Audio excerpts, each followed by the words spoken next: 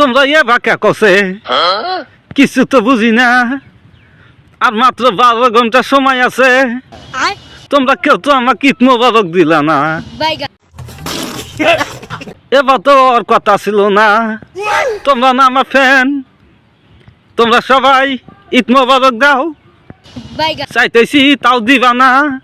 ঈদ মোবারক দাও। আর আমার তরফ থেকে তোমার ব্যক্তির দাওয়াত চললো, বুঝছো কি?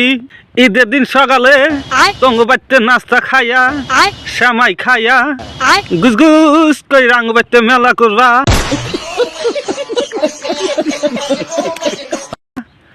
আমি খাসির মাংস বানামু, পোলা বানামু, মুরগির মাংস বানামু, শ্যামাই বানামু।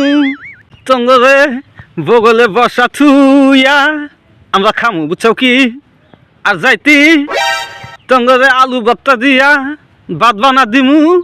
তোমরা পেটটা বোঝাই করে খাইয়া হাসতে হাসতে যাবা গা, বুঝছো কি? আর আমার জন্য দোয়া করবা। আর একটা কথা কই, আগে ভিডিওটা স্কিপ করো না। এ দাদিটার জন্য কিছু নিয়ে আইসো, বুঝছো কি? এ দাদিটা কিন্তু আবার শক্ত বস্তু খাহারে না। আল্লাহ নরম তাই না, বুঝছো কি?